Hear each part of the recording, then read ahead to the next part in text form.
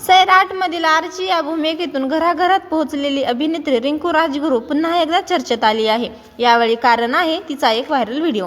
Filmfare Marathi award सोहळ्यात होस्टने रिंकूला इंग्रजीतून काही प्रश्न विचारले. मात्र कोणताही न्यूनगंड न बाळगता रिंकूने या प्रश्नांना आत्मविश्वासाने मराठी उत्तरे दिली. होस्टने विचारलं, फिल्मफेअर मराठी अवॉर्डच्या रात्रीच एका मराठी शब्दात वर्णन कसं करशील? यावर रिंकूने सहज उत्तर दिलं, रंगीन दुनिया. यानंतर अवॉर्ड सोहळा कोणत्या गोष्टीशिवाय पूर्ण होऊ शकत नाही असा प्रश्न विचारल्यावर तिने द ब्लॅक लेडी असं उत्तर दिलं. रेड कार्पेटवर मराठीतील कोणतं पात्र पाहायला आवडेल? या प्रश्नावर रिंकूने कोणताही एका कलाकाराचं नाव न घेता सर्वांचंच कौतुक केलं. प्रत्येकाची स्वतःची वेगळी स्पेशालिटी असल्याचं तिनं सांगितलं. अवॉर्डनंतर पार्टी कोण देणार असं विचारल्यावरही तिचं उत्तर हटके होतं.